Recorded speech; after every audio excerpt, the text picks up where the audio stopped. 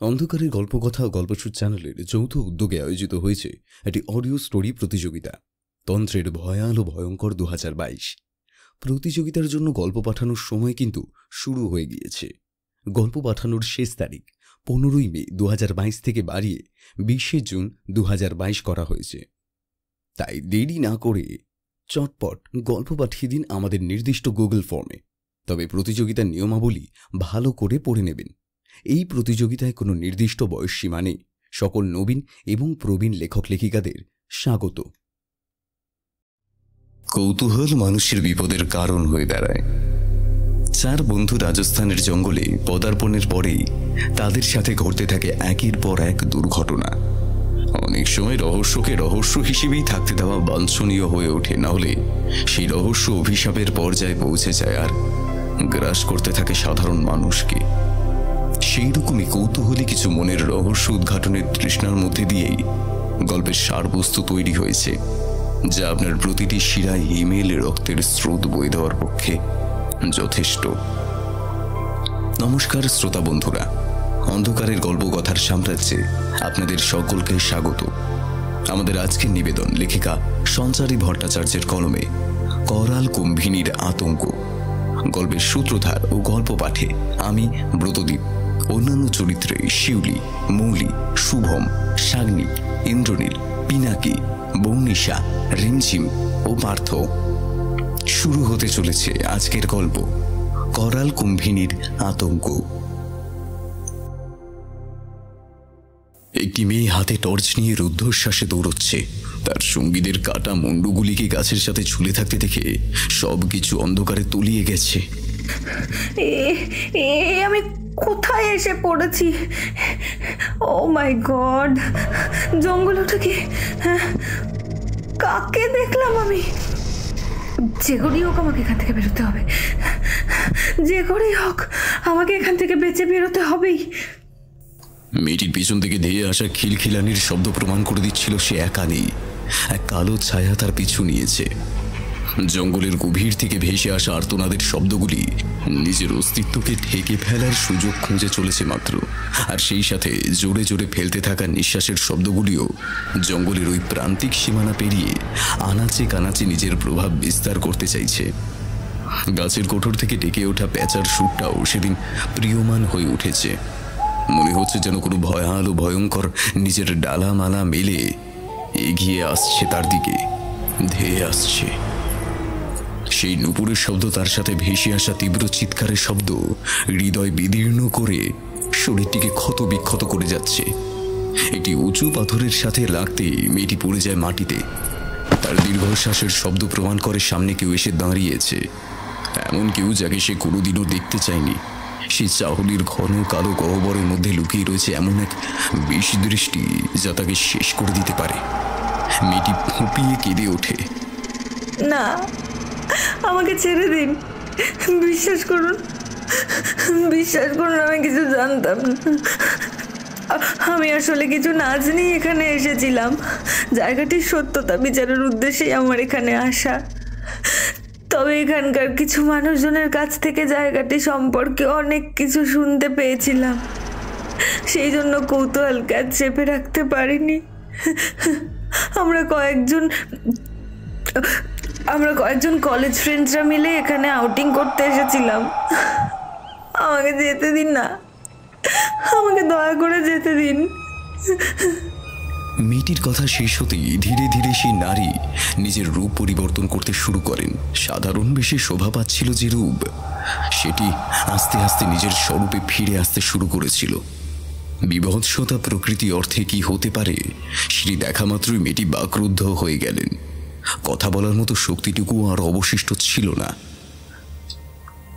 অথচ এর কারণ জানতে চাইবার আগেই সেই পিশাচিনী এগিয়ে এলেন তার দিকে। হাত বাড়ানোর সাথে সাথেই মেয়েটির মুখের মধ্যে থেকে তার শরীরে লুকিয়ে থাকা শ্বাসবায়ুটিও বেরিয়ে আসতে শুরু করল। ধীরে ধীরে সমস্ত রক্ত পান করতে থাকলেন সেই পিশাচিনী। নিমেষেই সেটি রক্ত মাংসবিহীন এক কঙ্কালে পরিণত হলো। এরপরে অট্টহাসির শব্দে ফেটে পড়ল চতুর্দিক। জঙ্গলের এক প্রান্ত থেকে অপর প্রান্ত ছড়িয়ে পড়তে থাকলো চিৎকারের শব্দ। হাসির শব্দে উদ্ভাসিত হয়ে উঠল প্রতিটি পরিসর। সেই সাথে ভেসে এলো কিছু শব্দ।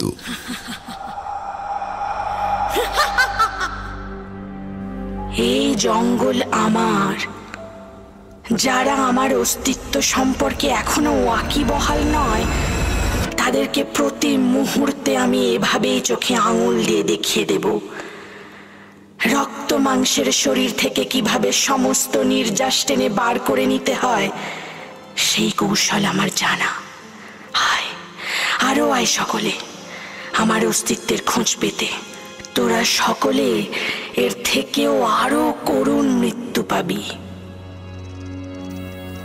রাজস্থানের জয়সলমীরের কাছে অবস্থিত কামতামারির জঙ্গলে প্রতিনিয়ত ঘটে চলা এই মৃত্যুগুলির পেছনে ঠিক কী কারণ ছিল, এই বিষয়টি নিয়ে হাজার গবেষণার পরেও রাজস্থান পুলিশ কোনো সঠিক তথ্য খুঁজে বার করতে পারেননি।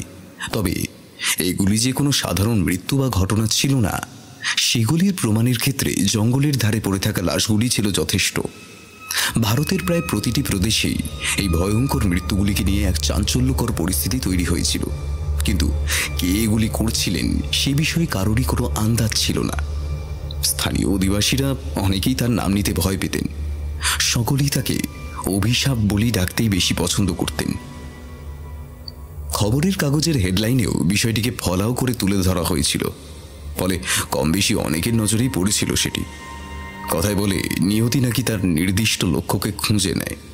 এই খুঁজে নেওয়ার প্রশিক্ষণ তাকে কে দিয়েছিলেন, কিংবা এই নিয়তির নির্ধারকই বা কে, সেটি জানতে পারলে আমরা সকলেই হয়তো তার গতি রোধ করবার চেষ্টা করতাম। তবে এই তিনজনের ভবিষ্যতেও যে একই রকমের ভয়াবহতা কাজ করছিল সেটাই বাকি জানত।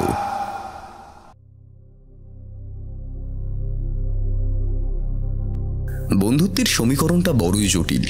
জীবনের সবটা দিয়েও এই সম্পর্কগুলিকে পূর্ণতা দেওয়া যায় না, কারণ এরা অপূর্ণ থেকেও পূর্ণতার আশ্বাস দিয়ে যায়।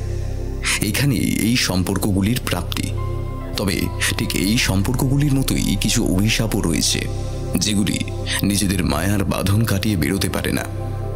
অভিশাপগুলিকে এক অপূর্ণতা ঘিরে থাকে, আর সেই অপূর্ণতার জেরেই তারা যুগের পর যুগ ধরে প্রকৃত আস্বাদ গ্রহণের জন্য একের পর এক অনাবশ্যক কারণের সাথে নিজেদের জড়িয়ে ফেলে, আর সেটি হয়ে ওঠে ভয়ালো ভয়ঙ্কর। সেটি ছিল 2015 সালের জুলাই মাসের একটি সন্ধ্যা। একটি কফি শপে বসে তিনজন বন্ধু বেশ আড্ডায় তামাশায় ব্যস্ত ছিলেন। এক জনৈক সমাজতত্ত্ববিদের লেখা লাইনগুলিকে পড়তে পড়তে কোথাও যেন বিভোর হয়ে গিয়েছিল দেবাংশী। সাথে দুই বন্ধু অভয় আর শিশিরও। তাদের কাছে বন্ধুত্বের বিষয়টি সবথেকে গুরুত্বপূর্ণ কারণ রূপে ধরা দিয়েছিল। বিভিন্ন জায়গায় ঘুরে বেড়ানোর মধ্যে এরা প্রত্যেকেই আনন্দ উপভোগ করত। বিভিন্ন বই পড়ে সেই জায়গাটির বিষয়ে জানা আগ্রহটি দেবাংশীর মধ্যেই সর্বাপেক্ষা অধিক মাত্রায় কাজ করত। তবে অভয় ও শিশিরও সেটিকে দারুণ আনন্দের সাথেই উপভোগ করত বইকি। বইয়ের বেশ কিছু পাতায় চোখ বুলিয়ে নেওয়ার পরেই দেবাংশী বলল, আচ্ছা, অনেক জায়গাতেই তো ঘুরেছি, আর রাজস্থানের এই জায়গাটার কথা কিন্তু সেইভাবে কেউ জানে না। এইখানে গেলে কেমন হয় বলতো? অভয় ওর কাছ থেকে বইটি হাতে নিয়ে দেখতেই একেবারে চক্ষু চড়ক গাছ। বলিস কি রে, এ তো বড় ভয়ঙ্কর জায়গা, কামতামারির জঙ্গল। ওখানে তো শুনেছি কোনো এক পিশাচ তান্ত্রিকের আস্থানা রয়েছে, মহিলা তান্ত্রিক। জয়সলমীরের থেকে আরও 15 কিলোমিটার ভেতরে কোনো একটি জঙ্গল অবস্থিত। ওখানেই নাকি এমনটা দেখতে পাওয়া গিয়েছিল। আসলে ওই অঞ্চলের আশেপাশে কয়েকটি ছোট ছোট গ্রাম রয়েছে। সেই গ্রামগুলিতেই ওই তান্ত্রিকার ত্রাসের কাহিনী জনমানসে বেশ অনেকটাই প্রভাব বিস্তার করেছিল। অনেকে গ্রামগুলি ত্যাগ করে চলেও যেতে বাধ্য হয়েছিলেন। অভয়ের কথা শুনে শিশির জিজ্ঞাসা করলেন, কেন, সেখানে কি আগে রাজশাসন ছিল? ওখানে কি বহুকাল আগে এমন কোনো ঘটনা ঘটেছিল যেটার পরিপ্রেক্ষিতে এমনটা হয়েছিল?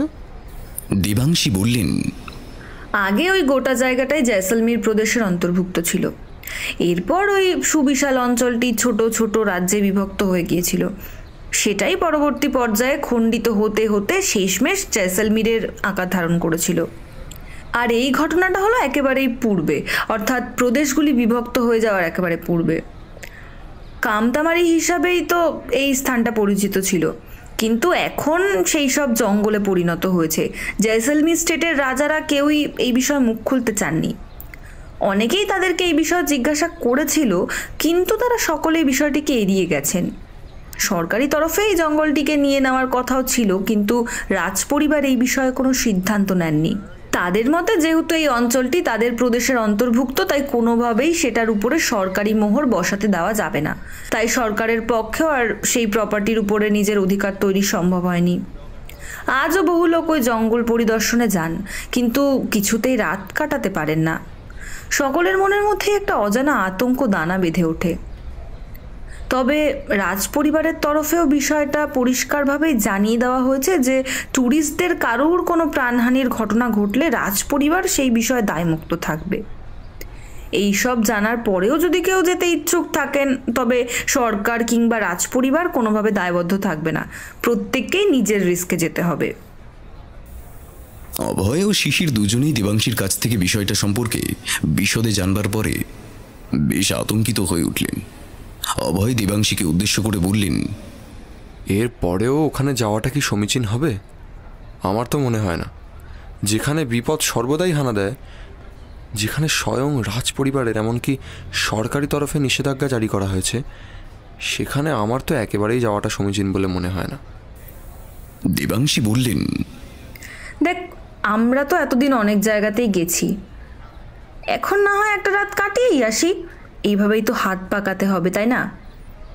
আর তাছাড়া দেখ, কলকাতার হোস্টেলে থেকে পড়াশোনা করছি। 3 জনের কে কোথায় চাকরি পাবো জানা নেই। তাও তো পড়াশোনার চাপে সেভাবে দেখা সাক্ষাৎ হয় না। মাঝে মাঝে ওই ছুটি ছাটা পেলে 3 জন এক জায়গায় হই, না হলে তো কলকাতার ক্যাফেটেরিয়াগুলোতেই সময় কেটে যায়। তাই ভাবছিলাম এবার একটু নতুন কিছু এক্সপ্লোর করে আসি। ওটাই বরং ঠিক হবে, কি বলিস তোরা? দেবাংশীর কথায় সায় দেওয়ার মতো ইচ্ছে বাকি দুজনের না থাকলেও ওর মুখের কথা ফেলবার মতো ইচ্ছে কেউই সেভাবে প্রকাশ করতে পারলেন না। কারণ এতদিনের বন্ধুত্বের মধ্যে কেই বা ফাটল ধরাতে চায়? তার চেয়ে ভালো সকলে একজোট হয়ে সমস্যার সমাধান ভাবাটা। অপরপক্ষে আলগা মেজাজে বসে থাকা দুজনেই দেবাংশীর কথায় সায় দিয়ে বললেন, বেশ, চল তাহলে। দেখ, রাজস্থানের পথ তো আর মুখের কথা নয়। তারপরে এখন আবার বর্ষাকাল, ওখানের আবহাওয়া রদবদলের বিষয়টাও তো স্মরণে রাখতে হবে। সেই বুঝেই সব সরঞ্জাম নিতে হবে। এক কাজ করছি, ফ্লাইটের ব্যবস্থা করছি। টানা জয়পুর চলে যাব। যেতে খুব বেশি হলে হয়তো 2 থেকে 2.5 ঘন্টা সময় লাগবে। আমার হোস্টেলে এক বন্ধু রয়েছে, ওর বাবা জেট এয়ারওয়েজে কর্মরত। ওনাকেই বরঞ্চ বলি, উনি অনেক কমে টিকিটের বন্দোবস্ত করে দিতে পারবেন। কদিন আর থাকবো, মেরে কেটে 5-6 দিন, সে টাকা আছে। হোস্টেল ফিস থেকে বাঁচিয়ে বাঁচিয়ে অনেক দিন ধরেই টাকা জমিয়েছি। বাবা অবশ্য এসবের কিছুই জানে না, তবে একদিকে তো ভালো কাজেই লাগছে। কি বল শিশির? অভয়ের কথাগুলি সকলের মনেই আনন্দের উদ্রেক ঘটালো। নতুন জায়গার পাশাপাশি এবার ছিল এক ভয়ঙ্কর জায়গার খোঁজ লাগানো। সেটাও যে খুব জটিল আকার ধরা দিয়েছিল এমনটা নয়। সময়ের মধ্যেই সমস্ত সরঞ্জাম পাকাপাকি হয়ে গেল। এবার ছিল কেবল পা বাড়ানোর পালা। ফ্লাইটে কলকাতা থেকে জয়পুরের দূরত্ব নির্ধারণে সময় ব্যয় হলো মাত্র 2.5 ঘন্টার মতো। তার মধ্যেই ফ্লাইট এসে পৌঁছল জয়পুর এয়ারপোর্টে। এটি জয়পুরের রাজাদের নিজস্ব প্রপার্টি হওয়ার দরুন খুব কম সংখ্যক ফ্লাইটই এখানে আসা যাওয়া করে। সীমিত কিছু কোম্পানিকেই এখানে ল্যান্ডিংয়ের অনুমতি দেওয়া হয়েছে। ফ্লাইট থেকে নামতেই ঝিরিঝিরি বৃষ্টি শুরু হলো। অভয় দেবাংশীকে উদ্দেশ্য করে বললেন, যাক, ফাইনালে তাহলে রাজস্থানের মাটিতে পা রাখা সম্ভব হলো। এবার গন্তব্যের উদ্দেশ্যে যাওয়ার পালা। দেখা যাক আর নতুন নতুন কি কি জিনিস নজরে পড়ে। রাজস্থানের মাটিতে পৌঁছতে পৌঁছতে অনেকটাই রাত হয়ে গিয়েছিল। সেদিন রাতটা জয়পুরে থেকে পরের দিন জয়সলমীরের উদ্দেশ্যে রওনা হতে হতো। এছাড়া আর কোনো উপায় অবশিষ্ট ছিল না। রাত বিরেতে বালিয়াড়ির পথ পেরিয়ে এগিয়ে যাওয়ার মধ্যেও এক আতঙ্ক কাজ করছিল। তাই সেসব চিন্তা মাথা থেকে দূরে সরিয়ে জয়পুরে অবস্থিত রিচার্ড হোটেলের উদ্দেশ্যে সকলে রওনা হয়ে গেলেন। জয়পুর এয়ারপোর্ট থেকে রিচার্ড হোটেলের দূরত্ব নির্ধারণ করতে সময় লাগলো মাত্র 20 মিনিটের মতো। ওই হোটেল থেকে জয়পুর শহরটির শোভা দেখা যাচ্ছিল। স্থানীয় মানুষজনের কাছে এই শহরটির প্রশংসার কথা শুনে তারা প্রত্যেকেই বেশ উচ্ছ্বসিত হয়ে উঠেছিলেন। রিচার্ড হোটেল থেকে জয়পুরের রামবিলাস প্যালেসের একাংশ বেশ ভালোভাবেই নজরে পড়ছিল। জয়পুরের মহারানী গায়ত্রী দেবীর আবাসস্থল হিসেবে এই জায়গাটি গোটা বিশ্বে বহুল ও চর্চিত। সেদিন রাতটা রিচার্ড হোটেলের ছাদে বসে জয়পুরের শোভাবর্ধন করতে করতেই অতিবাহিত হয়ে গেল। কখন সকলের চোখ লেগে গেছিল খেয়াল নেই। ভোরবেলা চোখ খোলার সাথে সাথেই নজরে পড়ল একটি ময়ূর। এটিও ছিল এক অসাধারণ শোভা। জয়পুরের লাগোয়া স্বাদ নির্ণয়ে এই শোভাটি আরও গুরুত্বপূর্ণ দিক হিসেবে আলোকপাত করেছিল। সকাল হতে না হতেই গাড়ির হর্ন কানে এলো। হোটেল চত্বরে জনসমাগমের তেমন অভাব হয় না বললেই চলে, তাই সেসব নিয়ে ভাববার তেমন কোনো অবকাশ রইল না। কিন্তু হঠাৎ সাদা সেলফি পরিহিত লোক ওদের সামনে এসে উপস্থিত হলেন। আগে আমি এই হোটেলের বেয়ারা বলতে পারেন, কিন্তু ম্যানেজার বাবুর সাথে থেকে থেকে আমার মান ও ইজ্জত উভয়ই এখন অনেকটা উচ্চস্থানে পৌঁছেছে আর কি। আসলে আপনাদেরকে এভাবে বিব্রত করতে চাইনি, ভেবেছিলাম আপনারা বোধহয় জয়পুরে কিছুকাল থাকবেন, কিন্তু এখন দেখছি আপনারা মত বদলেছেন। লোকটির কথা শুনে দেবাংশী আড়মোড়া ভাঙতে ভাঙতে বললেন, আগে না মশাই, আমরা আজকেই এখান থেকে জয়সলমীরে যাওয়ার সিদ্ধান্ত নিয়েছিলাম, তবে আপনাদের হোটেলের গাড়িতে নয়। কারণ আপনারা নিজেদের টাস্ক মেটানোর জন্যই তো আমাদের গলাটা কাটেন। তাই ভাবলাম ট্যুরিস্ট ডিপার্টমেন্টের কাউকে বলে যদি কোনো গাড়ির ব্যবস্থা করা যায়, সেটাই করেছিলাম। কিন্তু এত সকালে এসে পড়বেন তেমনটা ভাবিনি। লোকটি মৃদু হেসে বললেন, সেটা তো বলতে পারবো না, তবে উনি আপনাদের জন্যই অপেক্ষারত। আপনারা তো এখানে কমপ্লিমেন্টারি ব্রেকফাস্ট পাবেন, সেটার আস্বাদ উপভোগ করে তবেই না জয়সলমীরের উদ্দেশ্যে পাড়ি দিন। লোকটির কথার ধাঁচ অনুধাবনের প্রয়োজন সেখানে উপস্থিত কারোরই ছিল না। এমনকি তারা কেউই এ বিষয়ে তেমন কোনো প্রয়োজনও অনুভব করলেন না। অভয় লোকটিকে উদ্দেশ্য করে বললেন, ড্রাইভারকে বলুন 9টার আগে হবে না। এখন সবে আমরা আড়মোড়া ভাঙছি। আমাদের জন্য গরম গরম কফির ব্যবস্থা করুন দেখি। তারপরে অন্য কথা, এখানকার শোভা দেখতে দেখতে কখন ঘুমিয়ে পড়েছিলাম খেয়ালই নেই। এই কারণেই আমি তোদেরকে রুফটপ লোকেশনে রুম খুঁজতে নিষেধ করেছিলাম। কিন্তু তোরা আমার কথা শুনলে তবে তো। যে যাওয়ার মতো কাজ ছেড়ে আমার উপরে এখন সব কিছুর দায়িত্ব চাপিয়ে দিবি। তারপর আর কি, তুই মর। ছাই ফেলতে ভাঙাগুলো তো রয়েছেই।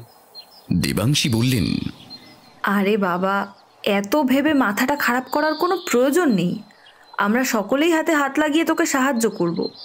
চল চল, এবার ঝটপট রেডি হয়ে নে তো, না হলে কিন্তু আমাদের দেরি হয়ে যাবে। বেয়ারাটি ওদের কথোপকথন শেষের পূর্বেই ওই জায়গাটি থেকে সরে পড়লেন। নিজেদের বিলগুলোও তো ঠিকভাবে বুঝে নিতে হতো কিনা।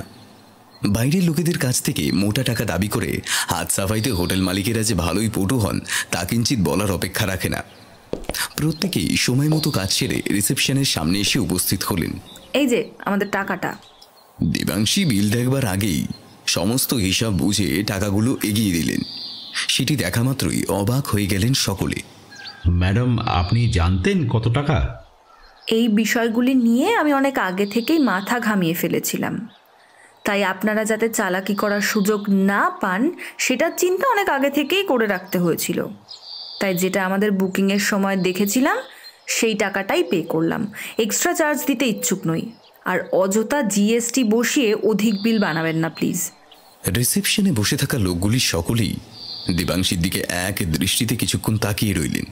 তারপর তাকে উদ্দেশ্য করে বললেন, বেশ বিচক্ষণ দেখছি আপনি, তবে আমরাও অতিথি সৎকারে কোনো ত্রুটি রাখতে চাই না। আপনি শুধু শুধুই চিন্তা করছিলেন।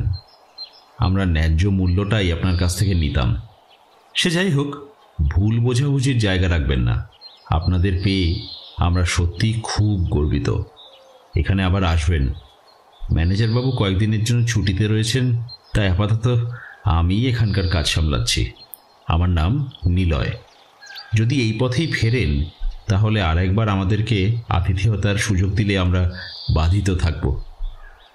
দেবাংশী সহ সকলেই ওদেরকে হাত দেখিয়ে বিদায় সম্ভাষণ জানালেন। তারপরে রাস্তায় দাঁড়িয়ে থাকা গাড়িটির দিকে এগিয়ে গেলেন। সেখানে পৌঁছতেই নজরে পড়ল পাগড়ি পরিহিত এক ব্যক্তিকে। রাজস্থানী ভাষায় তিনি বেশ ভালোই পটু ছিলেন। ওদেরকে দেখেই হাতটা জোর করে বললেন, ক্ষমা গাড়ি, আপনারা বাঙালি আছেন?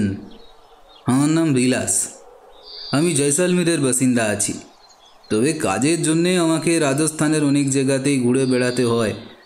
মালিক যেখানে যেতে বলে সেখানেই গাড়ি নিয়ে হাজির হয়ে যেতে হয় আর কি। ওরা সকলেই ওই লোকটির কথার মধ্যে ওই অঞ্চলের ভাবধারার এক প্রভাব খুঁজে পেলেন। রাজস্থানের মানুষ হলেও বাঙালিদের সাথে যাতায়াত করে করে তিনি যে এই ভাষায় অনেকটাই সাবলীল হয়ে উঠেছিলেন সেটি তার কথা বলার ধরন দেখেই বেশ আন্দাজ করে ফেলা যাচ্ছিল।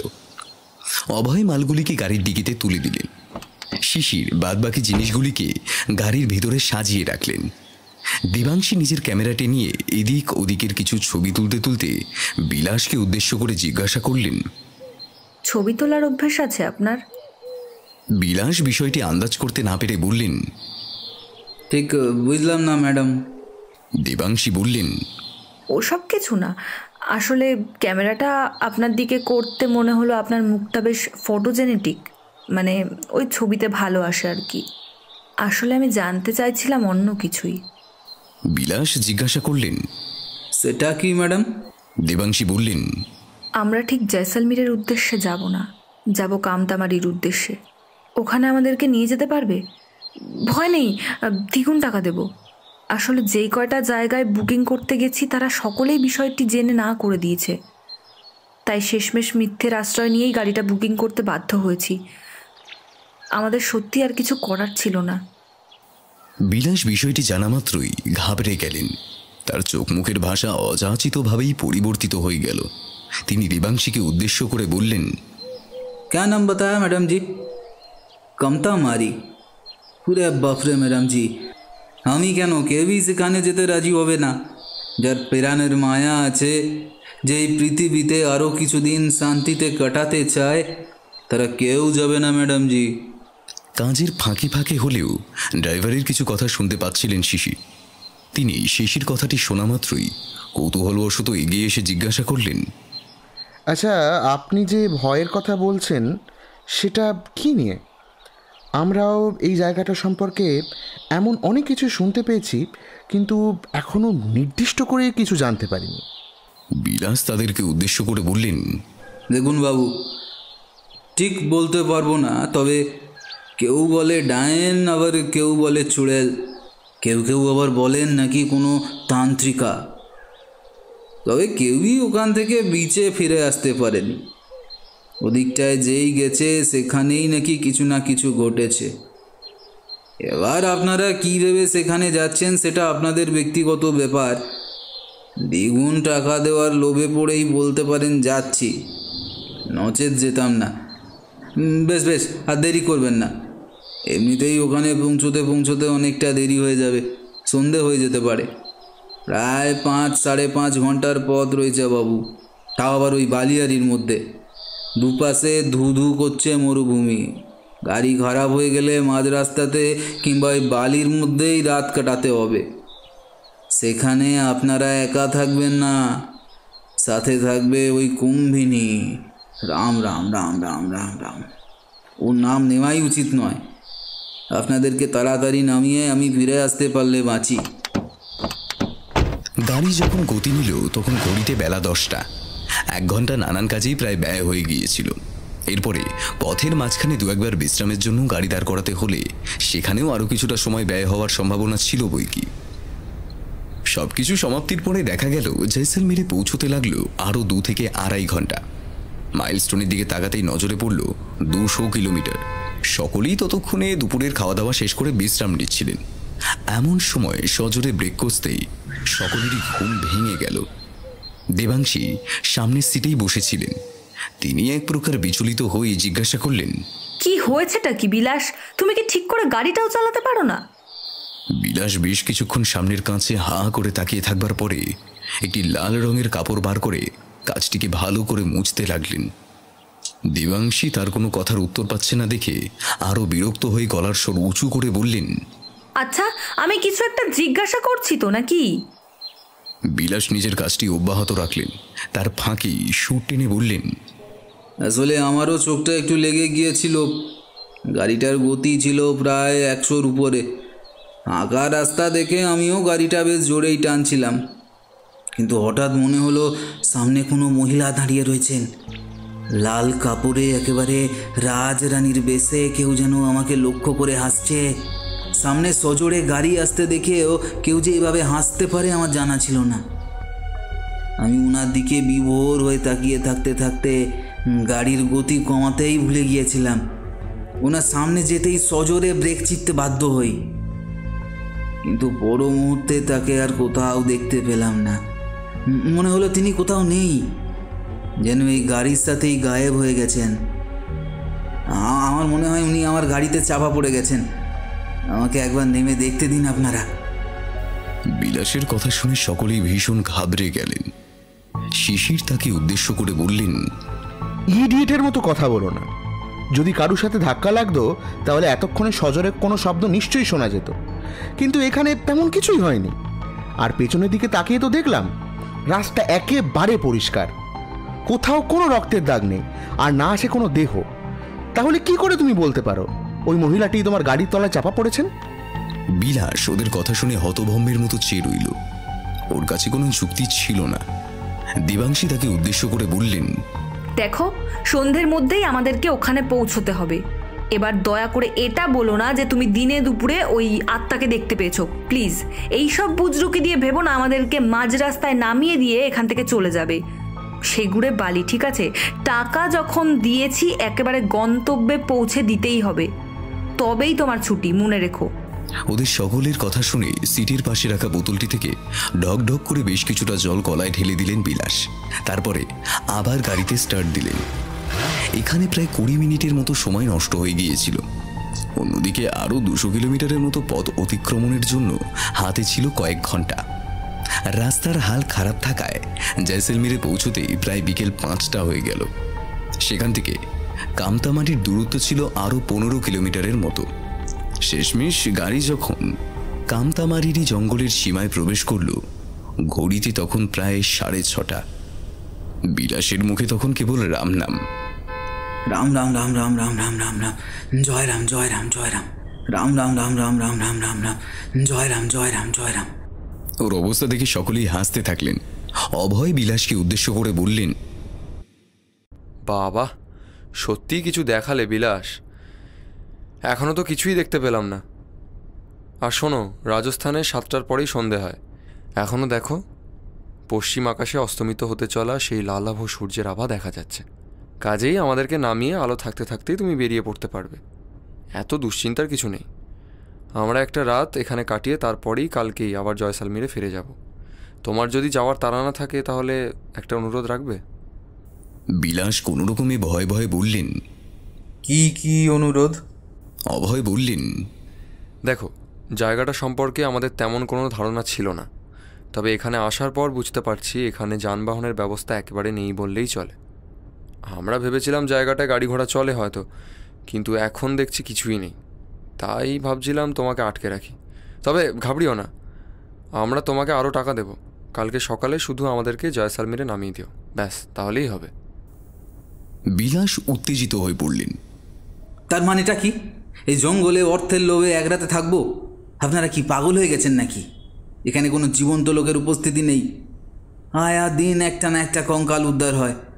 পুলিশও আজ পর্যন্ত এর হদিশ পায়নি, সেখানে আপনারা আমাকে পয়সার লোভ দেখাচ্ছেন। কথাগুলো বলতে বলতেই গাড়িটা রাস্তার থেকে একটু সাইড করে দাঁড় করালেন বিলাস। সাথে সাথে দেবাংশী গাড়ির কিহোল থেকে চাবিটি বার করে নিলেন। গাড়ি থেকে নেমে বাকিদেরকেও নামতে বললেন। এরপরে বিলাসকে উদ্দেশ্য করে বললেন, গাড়ির চাবি এখন আমাদের হাতে। তুমি দেখি কিভাবে গাড়িটা নিয়ে এখান থেকে যেতে পারো। বেশি পিয়াজি মেরো না, ঠিক আছে? টাকা দেব বলেছি যখন, তখন আমাদের সঙ্গেই থাকতে হবে। এই নির্জন জায়গায় আমাদেরকে ফেলে রেখে যেতে তোমার লজ্জা করছে না? বিলাস কাঁদতে শুরু করলেন। আমাকে যেতে দিন আপনারা। আমার ছোট ছোট দুটো বাচ্চা রয়েছে। আমার স্ত্রী আর আমি ছাড়া আর কেউ নেই। গাড়ি চালিয়ে 2 পয়সা রোজগার করি মাত্র। আমি না থাকলে তারা সকলে পথে বসবে। আমাকে আমাকে যেতে দিন, আপনারা যেতে দিন। শিশির উত্তেজিত হয়ে বললেন, আবার আবার সেই একই কথা। আরে বাবা, থাকবে না কেন প্রাণ? কে নিয়ে যাবে রে বাবা? এখানে আছেটা কি? আমরা শুধু বিষয়টা জানতে এসেছি। সেরকম হলে আজকে রাতের দিকেই না হয় জয়সলমীরে ফিরে যাব। সারা রাত তো এখানে কাটানোর কোনো দরকারই নেই। আর প্রাণের মায়া কি শুধু তোমার একার আছে নাকি? আমাদের নেই? ছাড়ো ছাড়ো, অনেক নাটক করেছ। একটা রাতের ব্যাপার, তাড়াতাড়ি গাড়ি থেকে নেমে ওদিকে চলো। এমনিতেই সন্ধে হয়ে এসেছে, এরপরে আলো আস্তে আস্তে আরও কমে যাবে। বিলাস কোনো উপায় না দেখে নেমে পড়তে বাধ্য হলেন। গাড়িটা রাস্তার ধারে ওইভাবেই পড়ে রইল। তারা যে যার জিনিসগুলিকে গাড়ির ডিকি থেকে নামিয়ে নিয়ে জঙ্গলের দিকে রওনা হলেন। বিলাস সহ সকলেই জঙ্গলের বেশ কিছুটা সীমানা অতিক্রম করবার পরে থমকে দাঁড়ালেন। সামনে একটি মন্দির নজরে পড়তেই মনে হলো সেখানে প্রাণের উপস্থিতি থাকলেও থাকতে পারে। দেবাংশী তাদেরকে উদ্দেশ্য করে বললেন, এখানে মন্দির, তাও আবার এমন নির্জন জায়গায়? শিশির বললেন, আরে হতেও পারে। মনে নেই আমরা যখন এই জায়গাটা সম্পর্কে পড়েছিলাম তখন জানতে পেরেছিলাম যে এই জায়গাটা রাজ পরিবারের অন্তর্ভুক্ত ছিল। রাজস্থানী পরম্পরায় এরা অনেকেই দেবী দেবতার ভক্ত হন, যার জন্য এরা সাম্রাজ্যের একাধিক জায়গায় মন্দির নির্মাণ করতেন। এই গোটা অঞ্চলটাই তো একসময় রাজপুতানার অন্তর্ভুক্ত ছিল। সেই অর্থে এখানে মন্দির হওয়াটা খুব একটা অস্বাভাবিক নয়। শিশিরের কথাটি শেষ হওয়ার সাথে সাথেই এক দমকা বাতাস তাদের দিকে ধেয়ে এলো। সেই বাতাসের সাথেই ভেসে এলো কোনো এক আর্ত চিৎকারের শব্দ। মনে হলো জঙ্গলের প্রান্তিক স্থান থেকে কেউ যেন তাদেরকে উদ্দেশ্য করে কিছু বলতে চাইছে এমন। এটি যে কারোর কণ্ঠস্বর সেটি বুঝতে ভুল হলো না কারোরই। বিলাস তাদের সকলকে উদ্দেশ্য করে বললেন, আবারও বলছি, এই জায়গাটা অভিশপ্ত। এখানে একটা রাত কেন, একটা সেকেন্ড কাটানো তোমাদের সকলের জীবনহানির কারণ হয়ে দাঁড়াতে পারে। বিলাসের কথাগুলির অন্তর্নিহিত অর্থ অনুধাবনের কাজ এতটাও কঠিন ছিল না, কিন্তু কেউই সেভাবে বিষয়টিকে ভাবনা চিন্তা করতে চাইলেন না। দেবাংশী তাদেরকে উদ্দেশ্য করে বললেন, বেশ, টেন্টটা খাটিয়ে ফেল।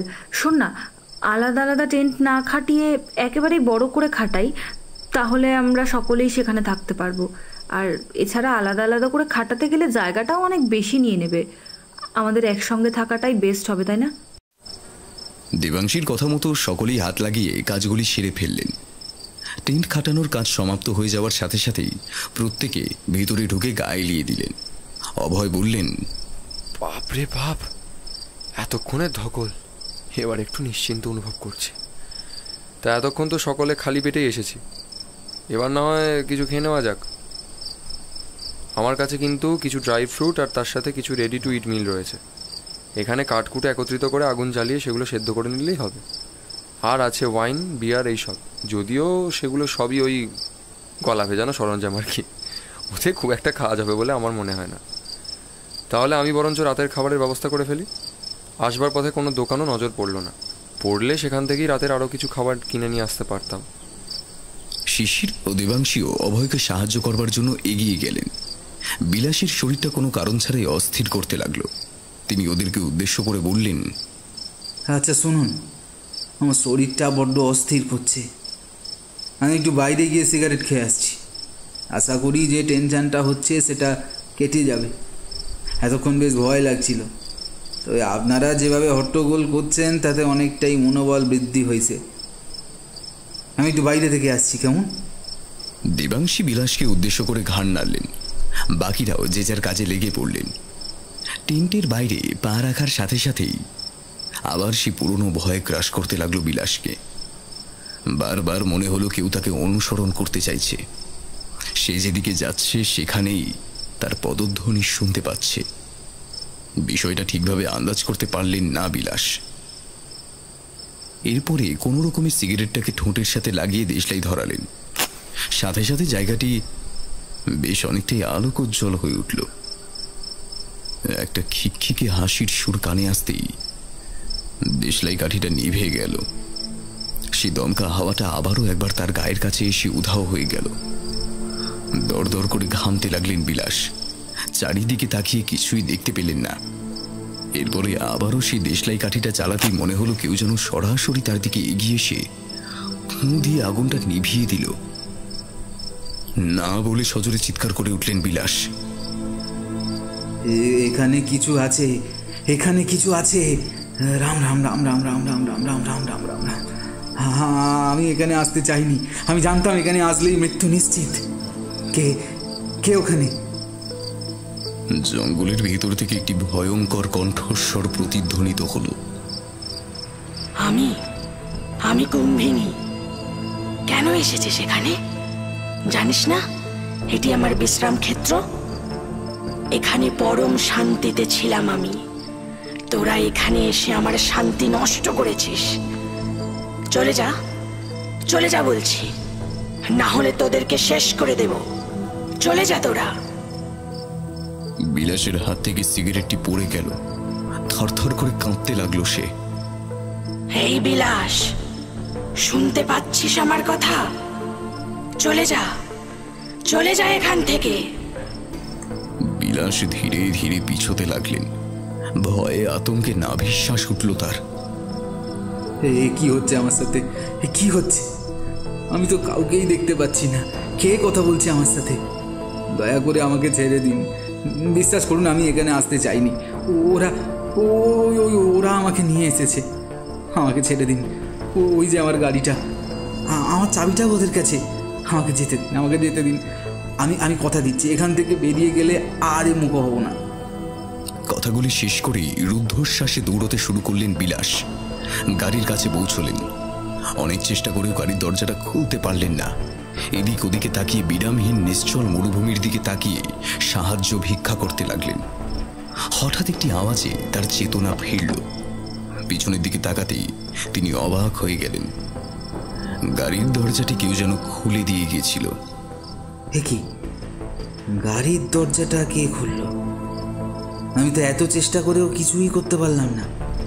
গাড়ির দরজার কাছে যাওয়ার সাথে সাথেই জঙ্গলের মধ্যে থেকে বন্য জন্তুদের ডাক ভেসে এলো। অপদেবতারা সম্মুখ এলে ঠিক যেমন অনুভূত হয় ঠিক তেমন। গাছের কোটর থেকে ভেসে এলো পেঁচার কর্কশ আওয়াজ। বন্য শিয়ালের ডাক কানে আসতে আবারও শিরায় হিমেল রক্তের স্রোত বয়ে গেল বিলাসের। মাথার ঘামটা মুছে দিয়ে গাড়ির দিকে এগিয়ে গেল বিলাস। দরজাটা খোলা পেয়ে যেন তার প্রাণে বল এলো। ভিতরে প্রবেশ করেই নজরে পড়ল একটি তার। চাবি নেই তো কি আছে? এই দুটো তারকে একসাথে দুজোড়া লাগাতে পারলেই গাড়িটা স্টার্ট নিয়ে নেবে। আমাকে যে করেই হোক এখান থেকে বেরোতেই হবে। ওদের যা হয় হোক, আগে চাচা আপন প্রাণ বাঁচা। দুটি তারকে একত্রিত করার কাজে সফল হলেন বিলাস। ক্ষণিকের মধ্যেই গাড়িটা স্টার্ট নিয়ে নিল। গাড়িটা হেডলাইট জ্বলে উঠতেই হঠাৎ তিনি দেখলেন সামনে কেউ দাঁড়িয়ে রয়েছে। এলো চুলে লাল বস্ত্র পরিহিত এক অপার্থিব শক্তি খাঁড়া হাতে তার দিকে এগিয়ে আসছে। গাড়িটাকে কিছুটা পিছনের দিকে সরানোর চেষ্টা করতে লাগলেন বিলাস, কিন্তু নিমেষের মধ্যে সামনের পরিসরটি ধোঁয়ায় ঢেকে গেল। আর কাউকে নজরে পড়ল না বিলাসের। হাত ছেড়ে বাঁচলাম। যাক, এখন আর কোনো বিপদ নেই। যা দেখছি সবই আসলে মনের ভুল থেকে। আসলে মাল খাওয়ার সময় হয়ে গেছে, ওই জন্যেই মাথা কাজ করছে না। কিছুটা স্বস্তি অনুভব করে গাড়ির লুকিং গ্লাসের দিকে তাকাতেই নজরে পড়ল এক বিভৎস চেহারা। সে মুখটি ধীরে ধীরে এগিয়ে আসতে থাকলো বিলাসের দিকে। বিলাস ভয়ে আতঙ্কে নিজেকে বাঁচানোর আপ্রাণ চেষ্টা করতে লাগলেন। গাড়ির দরজা খুলে বাইরে বেরোনোর প্রয়াস ফলদায়ী হল না। সেই বিভৎস চেহারার মহিলাটি তার কানের কাছে এসে বললেন, তুই কি ভেবেছিলিস বিলাস? আমি তোকে এখান থেকে যেতে দেব? আমি কাউকেই যেতে দিই না। যারা একবার আমার আস্তানায় আসে তাদের শরীর থেকে সবটা কেড়ে নিই আমি। প্রথমে রক্ত, তারপরে মাংস, আর তারপরে নির্যাস। পড়ে থাকে শুধু কঙ্কাল।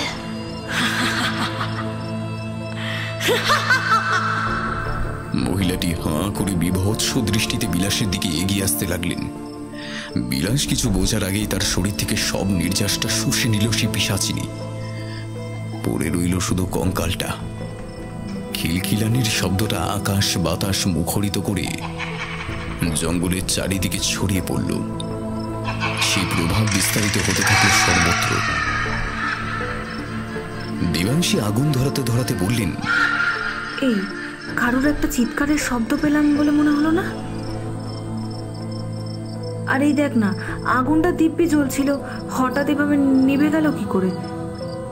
কি মুশকিল, কতবার করে চেষ্টা করছি, আর কোথা থেকে একটা দমকা হাওয়া এসে বারবার আগুনটাকে নিভিয়ে দিয়ে যাচ্ছে। যাক গিয়ে শোন, এইবারেও যদি না ধরে আমি কিন্তু আর পারবো না বলে দিলাম। দেবাংশী শেষবারের জন্য চেষ্টা করতে আগুনটা জ্বলে উঠল। সেই সাথে ওই দমকা হাওয়ার রেশির শব্দের মধ্যে দিয়ে কেউ যেন তার খুব কাছে এসে তার নামটা ধরে ডেকে গেল, দেবাংশী, দেবাংশী। হাত থেকে আগুনটা ধরানো লাঠিটা ফেলে দিয়ে উঠে দাঁড়ালেন দেবাংশী। ঢোক গিলে শিশিরকে উদ্দেশ্য করে বললেন, কিছু একটা গড়বড় আছে বুঝলি, এই নিয়ে দুবার এরকম হলো। শিশির জিজ্ঞাসা করলেন, কি মনে হলো? দেবাংশী বললেন, মনে হলো কেউ যেন আমার নাম ধরে ডাকছে। তার গলার আওয়াজটা হাওয়ার গতির সঙ্গে সঙ্গে আমার কানে এসে পৌঁছাচ্ছে, কিন্তু কোথা থেকে ডাকছে কিছুই তো আন্দাজ করতে পারছি না। কিন্তু কেউ যে আমার নাম ধরেই ডাকছে সেই বিষয়ে আমি নিশ্চিত। আরেকটা কথা, বিলাস কোথায় রে? ও বেটা, সে যে সিগারেট ধরাতে গেল, এখনো তো আসবার নাম নেই। গেছে তো গেছেই নাকি? অভয় বলল, মাঝখানে কার একটা চিৎকারের শব্দ পেলাম জানিস, মনে হলো যেন বিলাসেরই গলার আওয়াজ, কিন্তু তারপর আর সেটা শুনতেই পেলাম না। দেবাংশী তাদেরকে উদ্দেশ্য করে বললেন, মনে হচ্ছে আমরা একটু বেশি ভাবছি। দেখ, কোনো বিদেশি মাল এনেছে নিশ্চয়ই, সেটাই বসে বসে খাচ্ছে, আবার কি। সময় যখন ঘড়ির কাঁটার বিপরীতে ছোটে তখন কেউ তার নাগাল পায় না। তখন জীবন যেদিকে থাকে মৃত্যু থাকে ঠিক তার বিপরীতে। অথচ অবুঝেরা কোনোদিনই সেটিকে আন্দাজ করতে পারেন না। ওদের সাথেও ঠিক এমনটাই ঘটে চলেছিল। সেদিন রাতের খাওয়া শেষ করে সকলেই শুয়ে পড়লেন। কারোরই প্রকৃত অর্থে ঘুম আসতে চাইল না।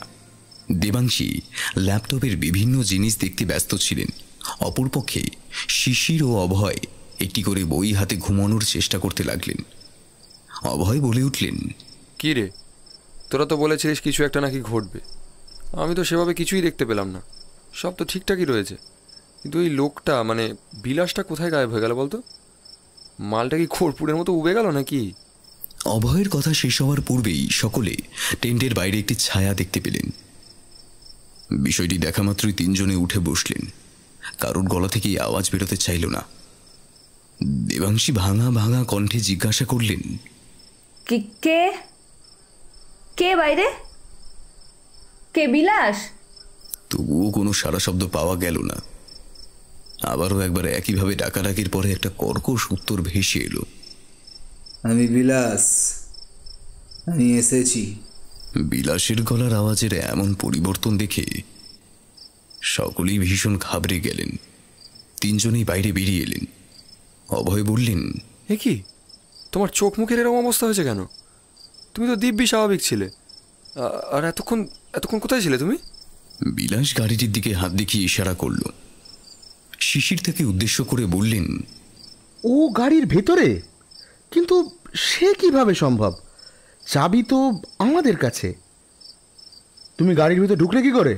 দেবাংশী প্রত্যুত্তরে বললেন, দূর বাবা, হয়তো গাড়ির ওখানে গিয়ে সিগারেট খাচ্ছিল কি, তাই তো বিলাস? বিলাস কাঠের মতো দাঁড়িয়ে রইলেন।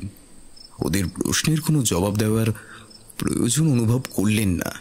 শুধু হাত দেখিয়ে বারে বারে ইশারা করে কিছু একটা জানান দিতে চাইলেন। দেখ, ও কি বলতে চাইছে আমিও মাথা মুন্ডু কিছুই বুঝতে পারছি না। তোরা বরং ওর সঙ্গে গিয়ে একবার কথা বল, দেখে আর যা। মনে হয় গাড়িতে কোনো সমস্যা হয়েছে, অথবা ওর কোনো জরুরি জিনিস হয়তো গাড়ির মধ্যে আটকে রয়েছে, সেটাই বার করে দিতে বলছে। কিন্তু এর কথা বন্ধ হয়ে গেল কিভাবে? উফ, আর পারা যায় না, বিশ্বাস কর। কুম্ভিনী এসে বোধহয় বোবা করে দিয়ে গেছে ওকে, যত সব। কথাগুলো বলেই টেন্টের মধ্যে আবার ঢুকে গেলেন দেবাংশী। অভয় ও শিশির বিলাসকে অনুসরণ করতে লাগলেন। তারা সামান্য কিছুটা দূরত্ব অতিক্রম করবার পরেই দেখলেন গাড়িটা দাঁড়িয়ে রয়েছে। অভয় শিশিরকে উদ্দেশ্য করে বললেন, কিছু একটা গন্ডগোল আছে, বুঝলি তো? বিলাস আমাদের সাথে কথা বলছে না কেন? ও তো এরম ছিল না, স্থির দৃষ্টিতে সামনের দিকে এগিয়ে যাচ্ছে, শুধু হাত দিয়ে ইশারা করছে। কি হয়েছে বলতো? শিশির বলল, উফ, একে তো রেস্ট নিচ্ছিলাম, তারপর আবার তোদের তরপানিতে এখানে আসতে হয়েছে। আর একটা বাজে কথা বললে না, মেরে তোদের দাঁত কপাটি ফেলে দেবো। এই মালটা এত রাত্রে কোথা থেকে বা টপকে পড়লো কে জানে। তারপর আবার এখন গাড়ি দেখাতে নিয়ে যাচ্ছে। কি যে হচ্ছে কে জানে। ওদের কথোপকথন শেষ হতেই বিলাস আঙুল দেখিয়ে ইশারা করলেন। বিলাসের ইশারা দেখে তারা এগিয়ে যেতে লাগলেন। কিছুটা রাস্তা যাবার পরে শিশির একবার পিছনের দিকে তাকিয়ে বিলাসকে ডাকতে গিয়ে দেখলেন তিনি নেই। স্ট্রেঞ্জ, বিলাস কোথায় গেল বলতো? এইখানেই তো ছিল। আমাদের গাড়ির দিকে এগিয়ে দিয়ে কোথায় গায়েব হয়ে গেল রে বাবা? অভয় বলল, ছাড়, বাদ দে, আগে দেখি গাড়ির মধ্যে কি রয়েছে, তারপরে না হয় অন্য কথা হবে। ওরা আরো এগোতেই সহসা থমকে দাঁড়ালেন। শিশির অভয়কে উদ্দেশ্য করে বললেন, আমার ভীষণ ভয় করছে অপায়। মনে হচ্ছে গাড়ির ভেতরে কেউ একটা বসে রয়েছে, অথচ গাড়ির কাজ তো ভিতর থেকে আটকানো রয়েছে। তাহলে? ওরা পা টিপে টিপে সেদিকে এগিয়ে গেলেন। গাড়ির খুব কাছে পৌঁছতেই দেখলেন ভিতরে সাদা কাপড়ে জড়ানো কিছু একটা রয়েছে। জানলার কাছে হাত দিয়ে ঠকঠক করা সত্ত্বেও ভিতরে বসে থাকা মানুষটির কোনো পরিবর্তন নজরে পড়ল না। ওরা বিষয়টি আন্দাজ করতে না পেরেই বললেন, অভয়, আমার মনে হয় বিলাস আমাদের সাথে মশকরা করেছে। ও আমাদেরকে ভয় দেখাতে চাইছে, আর কিচ্ছু না। ভাবতে তো এইসব নিয়ে আর ভাবতে হবে না। চল আমরা ফিরে যাই। ওরা পিছন ফিরতেই দেখলেন কেউ যেন ওদেরকে উদ্দেশ্য করে ডাকছে। পিছনে তাকাতেই শরীরের রক্ত হিম হয়ে গেল। ওরা দেখলেন একটি কঙ্কাল বিলাসের কণ্ঠে তাদেরকে আহ্বান করছে, এদিকে আসুন, একটু আগেই আমাকে এখানে মেরে ফেলা হয়েছে, এভাবে আপনারাও সকলে মরবেন। বাঁচতে চান তো এখান থেকে পালিয়ে যান, না হলে আরো ভয়ঙ্কর মৃত্যু আপনাদের জন্য অপেক্ষা করে রয়েছে।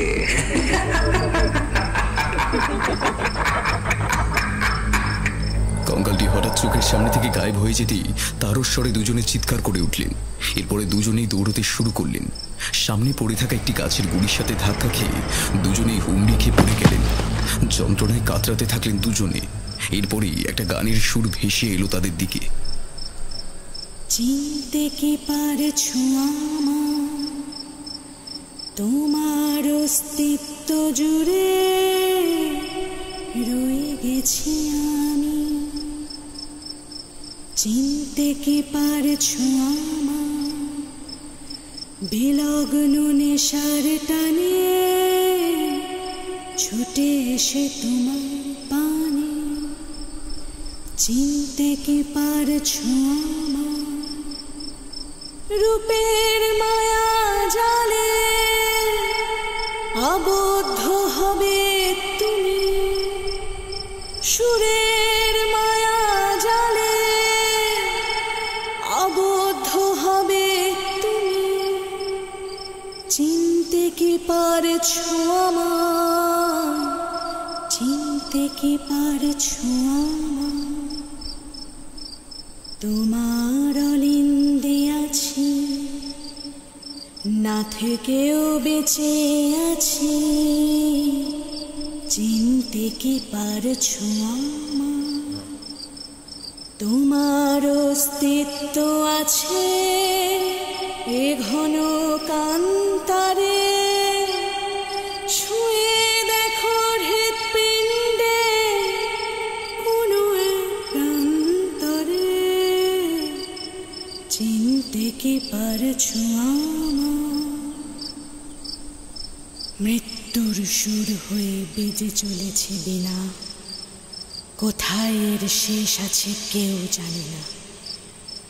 আমিও একাই আছি তোমারই মতন। মৃত্যুর কোলে শুয়ে করেছি যতন। ভয়ের আভাস ভেদে উঠবে শিখা জ্বলে। শেষবারের মতো ডাকো, ডাকো আমায়। আসবো আমি তোমার কাছে, কে আছে আমায় থামা, চিনতে কি পারছো আমার, চিনতে কি পারছো আমার, চিনতে কি পারছো আমার। অভয় ও শিশির স্থির হয়ে রইলেন। কেউ ওই জায়গাটি ছেড়ে চলে যেতে পারলেন না। মনে হলো যেন কোনো অচেনা শক্তি তাদেরকে একটি নির্দিষ্ট জায়গার মধ্যে আবদ্ধ করে রাখতে চাইছে। এখান থেকে মুক্তির আর কোনো উপায় জানা নেই। দুজনের শরীর ও মনের উপরেই এক তীব্র প্রভাব বিস্তার করেছিল সেই সুর। মাদকতার ছন্দে নিজের স্বকীয় ক্ষমতার প্রমাণ দিয়ে যাচ্ছিল। শিশির জড়ানো কণ্ঠে বলে উঠলেন, আমাদেরকে কেউ হিপনোটাইজ করতে চাইছে। মনে হচ্ছে সে আমাদের উপরে নিজের ক্ষমতার প্রভাব বিস্তার করাতে চাইছে। যে করেই হোক আমাদেরকে এখান থেকে বেঁচে ফিরতেই হবে। তাহলে কি এখানকার অভিশাপ সত্যি? এই কি সেই? ওদের কথোপকথন শেষ হওয়ার পূর্বেই খুব জোরে হাওয়া দিতে শুরু করলো। সহসা পরিবেশটা বদলে যেতে লাগলো। মেঘের গর্জন শুরু হলো। ঝড়ের প্রভাবে কেউ কিছুই দেখতে পেল না। এমন সময় এক বিকট অট্টহাসির শব্দ চারিদিকে নিজের প্রভাব বিস্তার করতে লাগলো। মনে হলো কেউ যেন মাটি ফুঁড়ে তাদের দিকে এগিয়ে আসছে, মৃত্যুর ডঙ্কা বাজিয়ে এগিয়ে আসছে। ধুলোর পরিসরটা সামান্য হালকা হতেই নজরে পড়ল এক মহিলা। লাল শাড়ি পরিহিত বিকটাক্ষ সেই মহিলাকে দেখার সাথে সাথেই ওদের গায়ে কাঁটা দিয়ে উঠল। মহিলার হাতে ছিল একটি ধারালো খাঁড়া। সেটিকে হাতে নিয়েই তিনি ওদের দিকে এগিয়ে আসতে থাকলেন। তোদেরকে সাবধান করার চেষ্টা করেছিলাম, তোরা কেউ আমার কথা শুনলি না। এখানকার ইতিহাস আমার মধ্যেই সীমাবদ্ধ রয়েছে। কেউ কোনোদিনও আমার আসল রহস্যের কথা জানতে পারেনি, তোরাও পারবি না। না আমি ডাইনি, না আমি পিশাচিনী, আর না আমি কোনো মানুষ। আমি এক তান্ত্রিকা, এক অভিশপ্ত তান্ত্রিকা। মৃত্যুর পরেও আমি বেঁচে রয়েছি। আমি অমর। আমার কোনোদিনও কোনো শেষ নেই। কেউ আমাকে শেষ করতেও পারবে না। যারা যারা আমার পথে বাধার সৃষ্টি করতে চাইবে তাদের সকলকে মেরে ফেলবো আমি। ওরা নিজের চোখে বিশ্বাস করতে পারছিল না। তখন ওদের কাল এসে দাঁড়িয়েছিল। ওরা হাত জোর করে কাকুতি মিনতি শুরু করলো।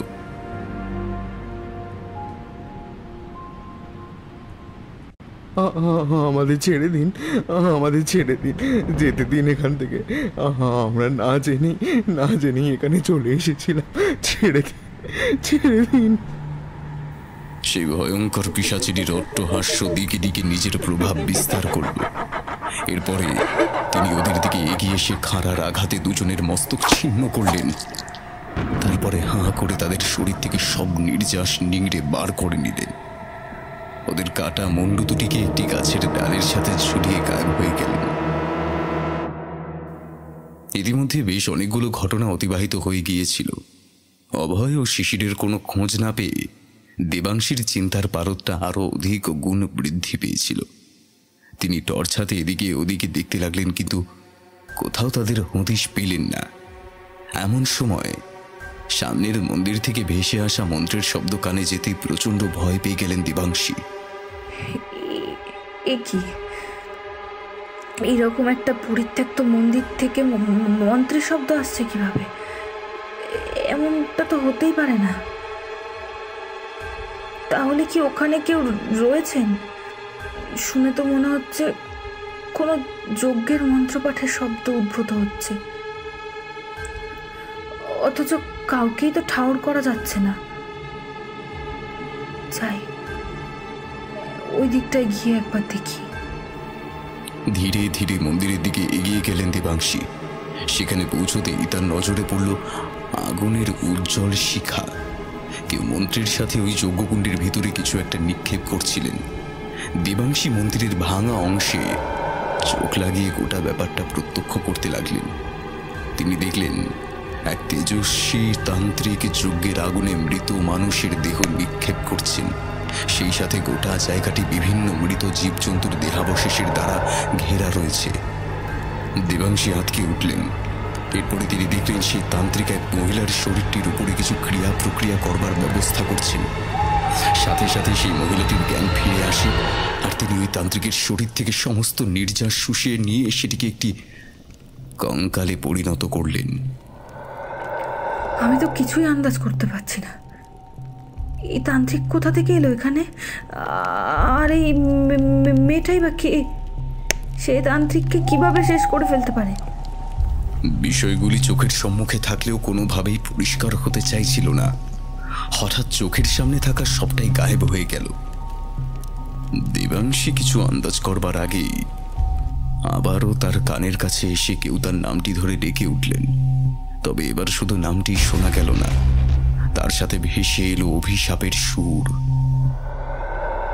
দেবাংশী, তুই এখন একা, একা, একেবারে একা। কেউ জীবিত নেই। যাদেরকে তুই নিজের সাথে নিয়ে এসেছিলিস তাদের সকলকে আমি শেষ করেছি। ওদের নির্যাস নিয়ে আরো তরতাজা হয়ে উঠেছি আমি। এখন বাকি কেবল তুই। এবার তোকেও। দেবাংশীর কাছে ওই কণ্ঠস্বর ছিল মৃত্যুসম। সেটি যে কোনো এক শ্মশানের মাঝে নির্মিত মন্দির, সেটি সামনে তাকাতেই আন্দাজ করতে পারলেন তিনি। ওই জায়গাটি জুড়ে পড়েছিল একাধিক মৃতদেহের স্তূপ ও ছাই। মৃতদের বহস্যে রাঙানো গোটা জায়গাটি যেন তার দিকে আগ্রাসী থাবা বসাতে আসছিল। এটা কি তাহলে শ্মশান? আর ওই তান্ত্রিক শ্মশানে বসে সব সাধনা করছিলেন? তাহলে এই মেয়েটা কে? তান্ত্রিক কি তাহলে নিজের ক্রিয়া সম্পূর্ণ করতে পারেননি, নাকি আগেই কোনো অঘটন ঘটে গেছিল? উফ উফ উফ উফ, ওহ মাই গড, আমি মনে হচ্ছে অতীতে তলিয়ে যাচ্ছি। এইসব কি হচ্ছে আমার সঙ্গে? এই ঘটনার সঙ্গে কি কোনো ভয়ঙ্কর ইতিহাস জড়িয়ে রয়েছে? এসব ভাবতে ভাবতেই আবারও মেঘটা গর্জন করে উঠল। রাতের ঘন অন্ধকারের আড়াল থেকে এক ঝাঁক বাদুড় উড়ে গেল। দূরে দেখা যাচ্ছিল কোনো এক কেল্লার চূড়া। সেই জায়গাটির থেকেই ভেসে আসছিল নানান আর্তনাদের সুর। কেউ যেন তাকে ওইদিকে টেনে নিয়ে যেতে চাইছিল। নিজের পায়ের পেশিগুলিকে শক্ত করে মাটির সাথে আঁকড়ে ধরে রাখার চেষ্টা করেও বারংবার হেরে যাচ্ছিলেন দেবাংশী। ওই শক্তির সাথে লড়াই করবার মতো সামর্থ্য তার ছিল না। ওইদিকে ওটা কি? তাহলে কি ওটাই কামতামারির সেই পুরাতন রাজপ্রাসাদ? কিন্তু সেটা তো এখন একটা ধ্বংসাবশেষে পরিণত হয়েছে। তাহলে হয়তো ওইদিকেই যেতে হবে, সেখানেই বাঁচার রাস্তা খুঁজে পাবো আমি। না না, আর দেরি করবো না। যখন কোনো কিছুই আন্দাজ করতে পারছি না তখন এইদিকেই এগিয়ে যাই।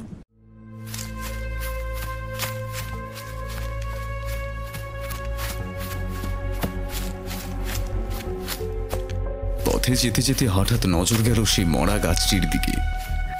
গাছের ডালের সাথে ঝুলতে থাকা দুই বন্ধুর কাটা শির দুটি থেকে তখনও রক্তের কণাগুলি টপ টপ করে জমির উপর পড়ছিল। সেটি দেখা মাত্রই চমকে উঠলেন দেবাংশী। চোখের ভুল নাকি সত্য, এই দুইয়ের মধ্যে সামঞ্জস্যতা বিধানের কাজ আরো কঠিন হয়ে উঠল। প্রয়োজনের জিনিসগুলির কথাও আর মনে পড়ল না।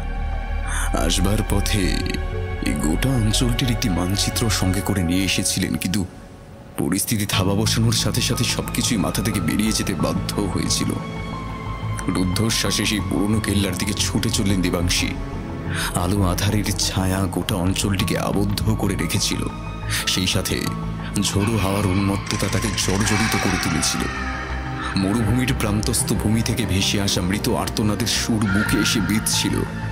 কারণ নূপুরের শব্দটি বাতাসের বেগের সাথে সাথে যেন আরো দ্রুত গতিতে তার দিকে এগিয়ে আসতে চাইছিল। সেই ভাঙা পথের প্রান্তিক মোড়গুলিকে কাটিয়ে কোনো রকমে নিজেকে এগিয়ে নিয়ে যাচ্ছিলেন দেবাংশী। দূরত্ব সংকুচিত হওয়ার পরিবর্তে ক্রমে আরো বেড়ে যাচ্ছিল। কেল্লার চূড়ার দিকে চাইতেই মনে হলো আরো একরাশ কালো অন্ধকার যেন তাকে ঘিরে ফেলেছে। সেই সাথে দমকা হাওয়ার রেশটা বারে বারে মৃত্যুর ডঙ্কা বাজিয়ে দিয়ে যাচ্ছিল। অনতি দূরেই একটি স্থান নজরে পড়তেই সেদিকে এগিয়ে গেলেন দেবাংশী। ওই জায়গাটি স্বল্প হলেও যে সেখানে কিছু মানুষের বসবাস রয়েছে সেটি ওই কুটিরগুলিতে টিমটিম করে চলতে থাকা আলোগুলি প্রমাণ করে দিচ্ছিল। দেবাংশীর কাছে সুরক্ষা কবচ হিসেবে প্রকাশ্যে আসা ওই অঞ্চলটি তখন সর্বাপেক্ষা অধিক মাত্রায় প্রভাব বিস্তার করেছিল। তিনি বিশ্বাসের সাথে সেদিকে এগিয়ে গেলেন। কিছুটা যেতেই সম্মুখে পড়ল একটি কুটির। বাদবাকি কুটিরগুলির কাছে পৌঁছে বেশ কয়েকবার কুটিরের ভিতরে থাকা সদস্যদের উদ্দেশ্য করে ডাকতে থাকলেন দেবাংশী, কিন্তু কোনো সাড়া শব্দ পেলেন না। শেষে একটি কুটিরের সামনে উপস্থিত হতেই একজনের খুকখুকে কাশির শব্দ পেলেন। আওয়াজটা যে ওদিক থেকে আসছিল এই বিষয়ে নিশ্চিত হয়ে কুটিরের প্রাণে অগ্রসর হলেন। কুটিরের ভিতরে জ্বলতে থাকা প্রদীপের আলোয় স্পষ্ট হয়ে উঠছিল শায়িত বৃদ্ধার মুখটি। সেদিকে তাকাতেই অবাক হয়ে গেলেন তিনি। এই বৃদ্ধা এখানে কি করছেন? আর এনাকে দেখারও কি কেউ নেই এখানে? বৃদ্ধাটি আরো জোরে জোরে কাঁদতে শুরু করলেন। তারপরে অজান্তেই কোনো একজনকে উদ্দেশ্য করে তৃষ্ণা মেটানোর উদ্দেশ্যে বললেন,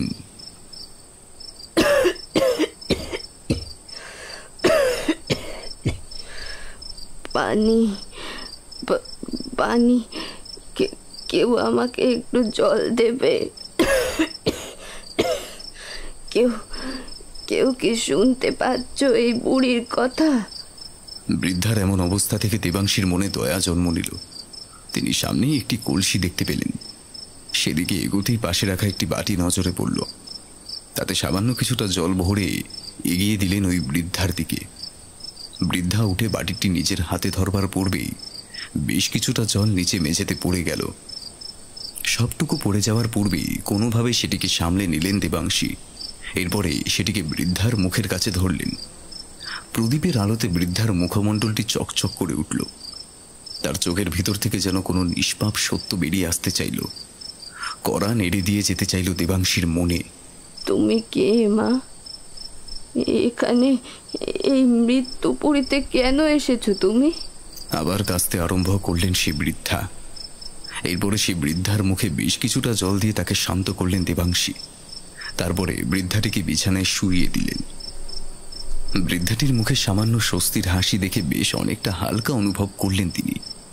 এরপরে বৃদ্ধা তাকে নিজের কাছে বসতে অনুরোধ করে বললেন, এখানে বসো। তুমি কে? কোথা থেকে এসেছো? দেবাংশী বৃদ্ধাকে উদ্দেশ্য করে বললেন, আসলে আমরা কয়েকজন বন্ধু মিলে কামতামারির জঙ্গলে এসেছিলাম রাত কাটাতে। এই জঙ্গলটা সম্পর্কে অনেক কিছুই শুনেছিলাম, তাই সাহসের সঙ্গে সেটাই দেখতে এসেছিলাম।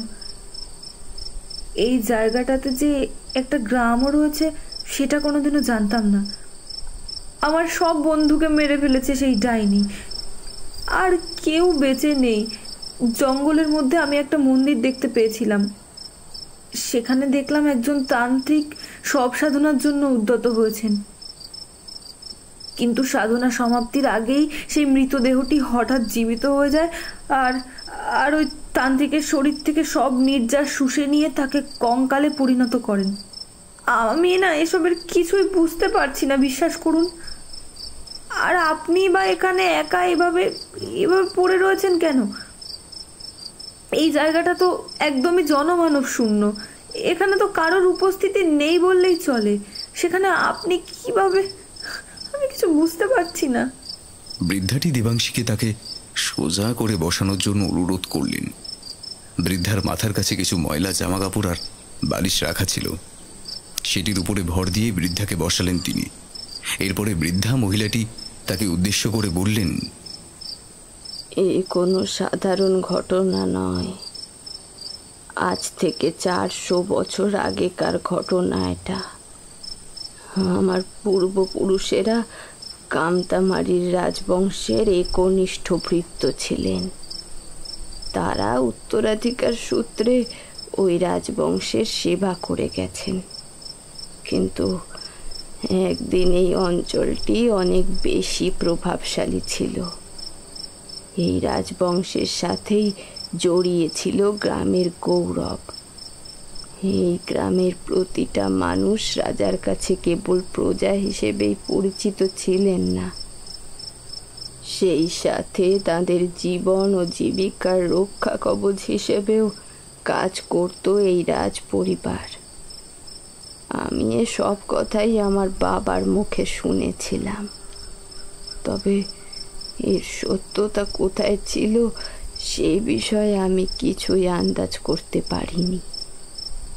আমাকে আমার বাবা মৃত্যুর পূর্বে একটি কবচ দিয়ে গিয়েছিলেন। সেই কবচের শক্তির দ্বারাই আমি নিজের আত্মরক্ষার ব্যবস্থা করতে পেরেছিলাম, তাই আমি আজও বেঁচে রয়েছি। তবে আর খুব বেশি দিন নয়, এরপরে আমারও প্রাণটা বেরিয়ে যাবে। তবে যাওয়ার আগে আমি তোমাকে ওই বংশের সত্যের সাথে পরিচয় করিয়ে দিয়ে যেতে চাই। তুমি যখন এই সত্য সম্পর্কে জানতে এসেছো, তখন আমার উচিত এই কাহিনী তোমাকে বলে যাওয়া। তার আগে এই কালো নুনটাকে আমার ঘরের চারিপাশে চড়িয়ে দাও দেখি।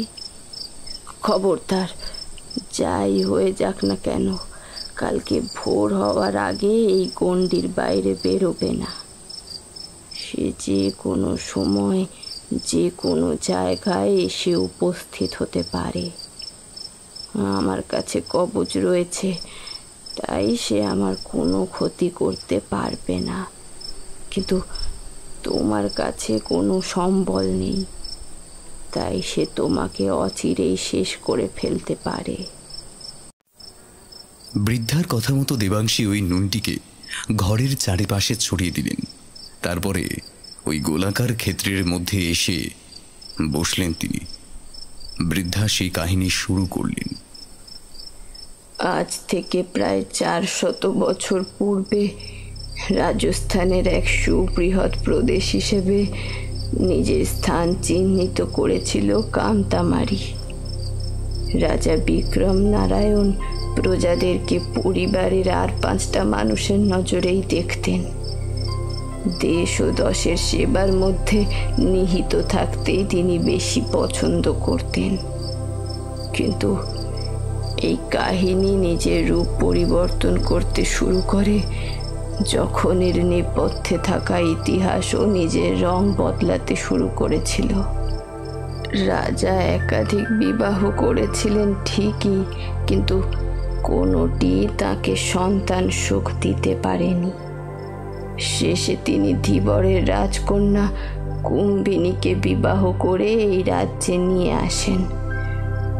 আসল সমস্যা ছিল রাজার নিজের মধ্যেই। সেই কারণে সহবাসের পরেও তিনি কোনো দিন কোনো রানীকে সন্তান সুখ দিতে পারেননি। যে রানী তাকে পরিতুষ্ট করতে পারতেন না, রাজা তাদের গর্দান নিতেন। নিজের চাহিদা মেটানোর ক্ষেত্রে রাজা এতটাই নিষ্ঠুরতার পরিচয় দিয়েছিলেন। তবে কুম্ভিনী ছিলেন একেবারে আলাদা। অন্যান্য রানীদের তুলনায় তার এক বিশেষ ক্ষেত্রে পার্থক্য ছিল। রাজা তার স্বর্গীয় রূপের দ্বারা মোহাচ্ছন্ন হয়েই তার কাছে ছুটে আসতেন। একবার রাজা বিক্রম নারায়ণ এক বিশেষ যুদ্ধে জয়ী হয়ে রাজ্যে ফিরলেন। তখন রানী কুম্ভিনী নিজের থেকে তাকে আড়াল করে রাখবার পরিবর্তে আরও কিভাবে সুন্দর করে নিজেকে রাজার নিকট প্রস্তুত করা যায় সেই চেষ্টায় মত্ত হয়ে উঠলেন। রানী কুম্ভিনীর সবচেয়ে কাছের সেবাদাসী ছিলেন নয়নাঙ্গী। তিনি সর্বদাই রানী মায়ের পাশে পাশেই থাকতেন। তার এই সেবা ভাবে প্রসন্ন হয়ে রানী তাকে দাসীদের মধ্যে সর্বোচ্চ স্থানে আসীন হওয়ার স্বাধীনতা দিয়েছিলেন। ফলে রানীর কাছে অন্যান্য দাসীদের পরিবর্তে নয়নাঙ্গীর স্থান ছিল অনেক উপরে। রাজার প্রত্যাবর্তনের খবর পাওয়া মাত্রই নয়নাঙ্গী রানীর ঘরে প্রবেশ করলেন। তিনি রানীকে খুব সুন্দর করে সাজিয়ে রাজার সামনে যাওয়ার জন্য অনুরোধ জানালেন। কুম্ভিনী সর্বদাই নয়নাঙ্গীর কথা মেনে চলতেন, তাই সেদিনও তিনি তার কথায় সাজসজ্জা সেরে রাজা বিক্রম নারায়ণের পথ চেয়ে গোটা রাত বসে রইলেন। প্রহর ক্রমে অতিক্রান্ত হয়ে যেতে লাগলো, কিন্তু রাজা তার কক্ষে সাক্ষাতের জন্য এলেন না। দ্বীপের শিখা নিভে গেল, ভোরের আলো ফুটল, পাখির কলকাকলির শব্দে ঘুম ভাঙল গোটা শহরের।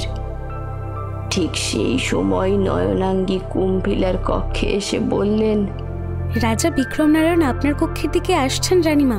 ওনার আপনার কথা মনে রয়েছে। আপনি শুধুই কষ্ট পাচ্ছিলেন, তিনি আপনার মুখ দেখিয়ে দিন শুরু করতে চান। আমি আসলাম রানীমা, আমাকে প্রয়োজন পড়লে একবার ডাকবেন। নয়নাঙ্গীর মুখে এই কথা শুনে অত্যন্ত প্রফুল্ল হয়ে উঠলেন কুম্ভিনী। রাজা বিক্রম নারায়ণ কক্ষে প্রবেশ করলেন, কিন্তু কুম্ভিনীকে তিনি কোনোদিনও ভোগ করার ইচ্ছা প্রকাশ করতেন না। তিনি তার রূপে মুগ্ধ হয়ে তার কাছে আসতেন ঠিকই, কিন্তু কোনোদিনও তাকে সুখী করতে পারতেন না।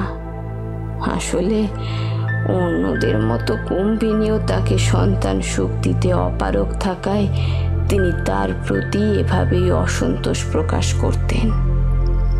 কুম্ভিনী বিষয়টি আন্দাজ করতে পারলেও কোনোভাবেই রাজাকে সন্তুষ্ট করতে পারছিলেন না। সেদিনও রাজা তার সাথে সহবাসের জন্য উদ্যত হলেও মাঝপথেই তাকে ফেলে রেখে কক্ষত্যাগী হলেন। কুম্ভিনীর কাছে নিজের এই হেরে যাওয়াটি মেনে নেওয়া একেবারেই সম্ভব ছিল না।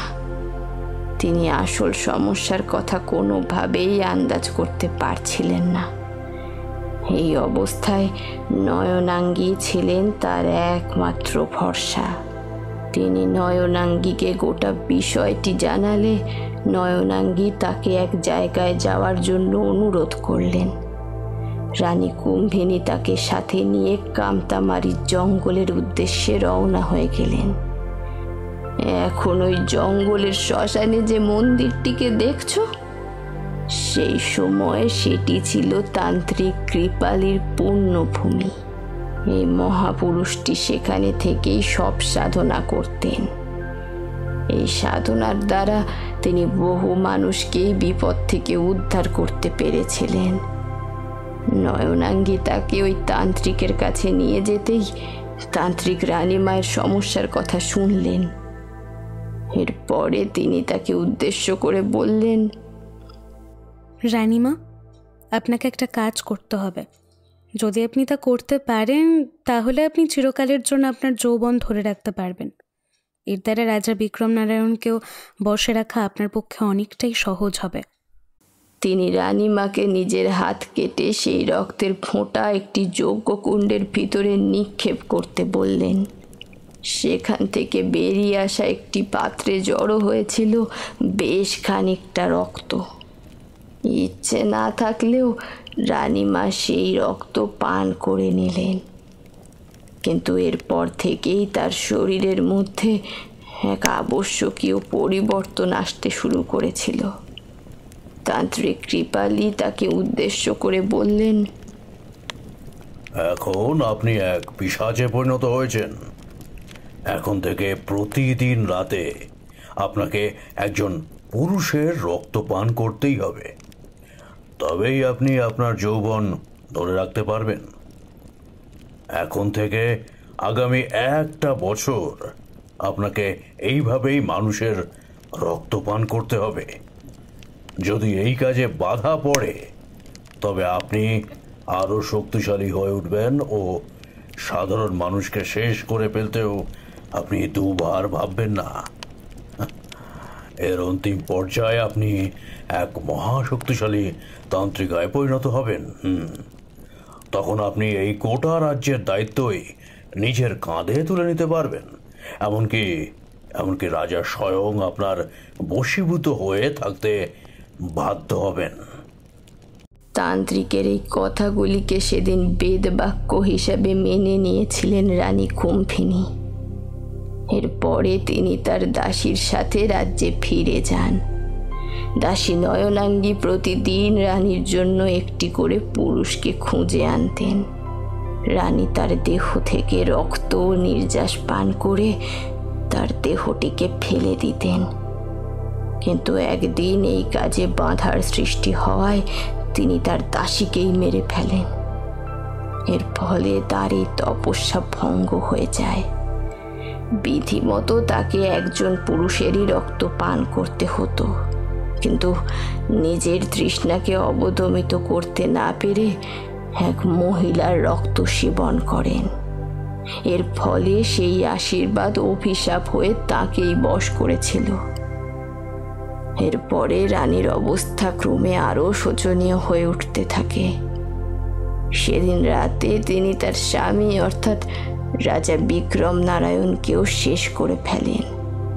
যারা যারা তার পথে বাধার সৃষ্টি করতে এসেছিলেন তাদের সকলকেই নিজের ধারালো নখের সাহায্যে শেষ করতে থাকেন তিনি। তারপরে ওই তান্ত্রিকের খোঁজে তিনি সেই মন্দিরে ফিরে যান। তান্ত্রিক এই পরিণতির কথা আগে থেকেই টের পেয়েছিলেন, তাই তিনি এক বিশেষ মন্ত্রের দ্বারা রানী কুম্ভিনীকে শান্ত করেন।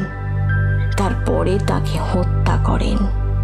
তান্ত্রিক কৃপালী নিজের উদ্দেশ্য সাধনের জন্যই এই পাপ কাজ করেছিলেন।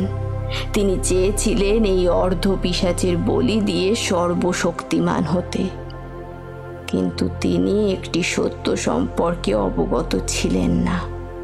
একবার কেউ নরপিশাচে পরিণত হওয়ার পরে যদি নিজের কাজ সমাপ্তির পূর্বেই মারা যান, তাহলে সেই আত্মা কোনোদিনও মুক্তি পেতে পারে না।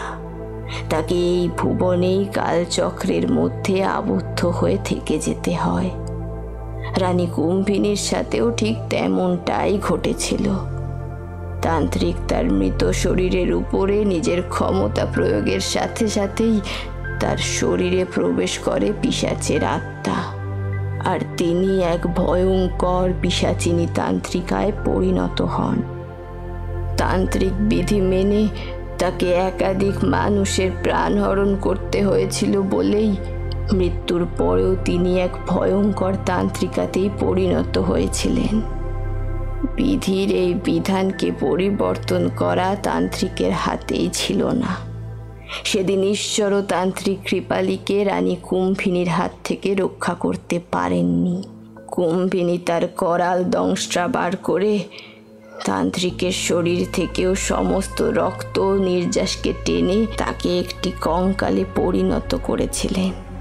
এরপর থেকে তার সেই আত্মা উন্মুক্ত হয়ে গিয়েছিল। তবে বিভীষিকাকে কোনোভাবেই প্রতিরোধ করা সম্ভব হয়নি। রানী কুম্ভিনী করাল কুম্ভিনীতে পরিণত হয়েছিল, আর মানুষের কাছে এই নামটি ত্রাসের কারণ হিসেবে নিজের স্থান চিহ্নিত করেছিল। এরপরে গ্রামের মানুষেরা একে একে গায়েব হতে থাকেন।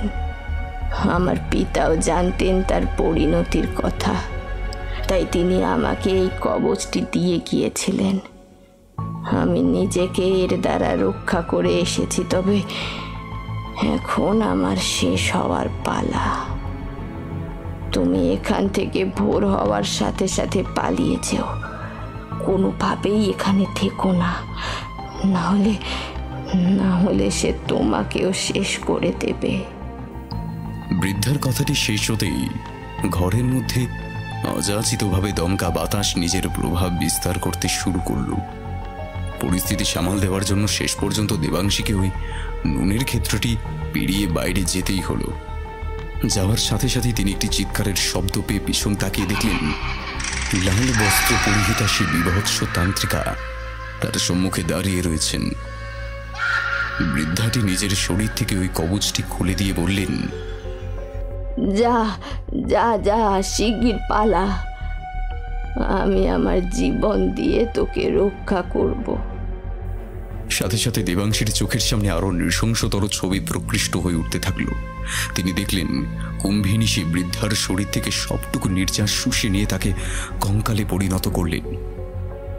রাত শেষ হওয়ার পূর্বেই ওই কুটির ত্যাগ করতে বাধ্য হলেন দেবাংশী। রুদ্ধশ্বাসে মন্দিরের উদ্দেশ্যে দৌড়তে থাকলেন। বেশ কিছুটা রাস্তা এইভাবে দৌড়ে আসবার পরে তিনি দেখলেন মন্দিরের পরিবর্তে কেল্লার কাছে এসে উপস্থিত হয়েছেন। এটা কিভাবে সম্ভব? আমি তো মন্দিরের রাস্তা ধরে এগিয়েছিলাম, তাহলে আমি এখানে এলাম কি করে? পিছনে ফিরতেই তিনি দেখলেন কুম্ভিনী দাঁড়িয়ে। তার সেই করার বদনার রূপ দেখে ভয়ে আতঙ্কে ঠক ঠক করে কাঁপতে থাকলেন দেবাংশী।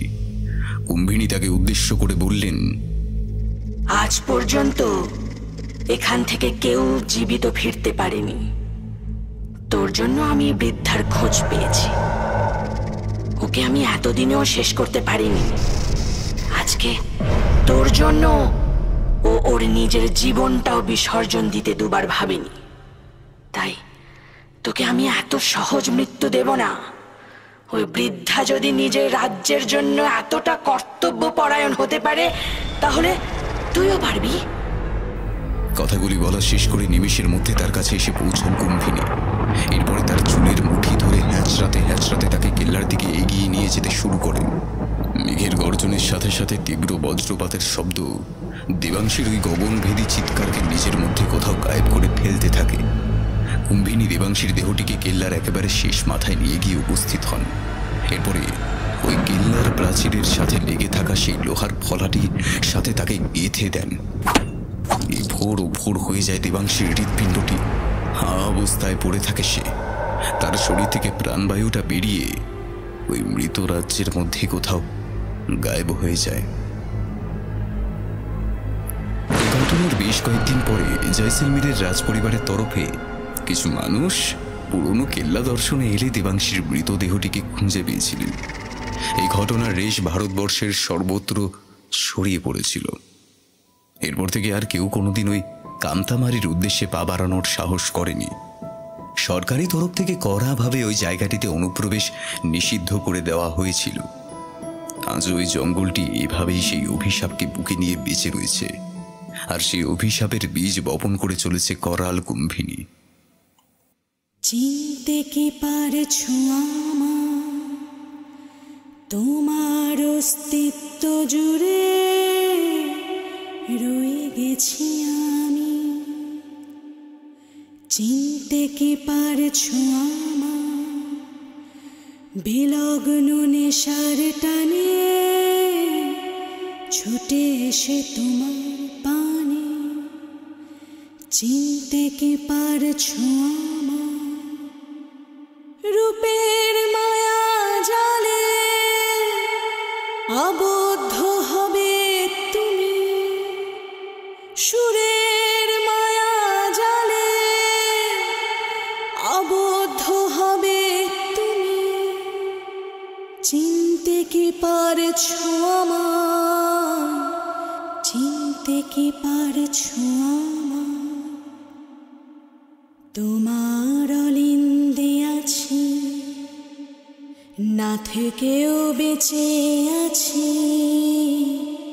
চিনতে কি পারছো আমার, তোমার অস্তিত্ব আছে এ ঘন কান্তারে। ছুঁয়ে দেখো হৃৎপিণ্ডে কোনো এক প্রান্তরে। চিনতে কি পারছো আমার, মৃত্যুর সুর হয়ে বেজে চলেছে বিনা। কোথায় এর শেষ আছে কেউ জানে না। আমিও একাই আছি তোমারই মতন, মৃত্যুর কোলে শুয়ে করেছি যতন। ভয়ের আভাস ভেদে উঠবে শিখা জ্বলে। শেষবারের মতো ডাকো, ডাকো আমায়। আসবো আমি তোমার কাছে, কে আছে আমায় থামা। চিনতে কি পারছো আমার, চিনতে কি পারছো আমার। চিনতে কি পারছো শুনছিলেন লেখিকা সঞ্চারী ভট্টাচার্যের কলমে করাল কুম্ভিনীর আতঙ্ক। সম্পাদনা, ডিরেকশন ও ভিডিওর ভিজুয়াল এফেক্টসে প্রায়ণ ও পার্থ। শব্দ পরিকল্পনা, মিশ্রণ ও আবহ সৃষ্টিতে MF প্রোডাকশনস, পোস্টার ডিজাইনে কৃষ্ণেন্দু মণ্ডল। কেমন লাগলো আজকের গল্পটি? ভালো লাগলে অবশ্যই আমাদের সাবস্ক্রাইব করে আমাদের সাথে থাকুন এবং লাইক ও কমেন্টের মাধ্যমে আপনার মতামত জানান। অসংখ্য ধন্যবাদ মিডনাইট ফ্যান্টাসি ইউটিউব চ্যানেল থেকে সৌরভ সুরকে আমাদের পাশে থাকার জন্য। এরকম গল্প যদি আরও শুনতে চান তাহলে প্লিজ আমাদের কমেন্টের মাধ্যমে জানান। দেখা হবে নতুন কোনো গল্পে। ততক্ষণের জন্য শুভরাত্রি। ভালো থাকবেন, সকলকে ভালো রাখবেন।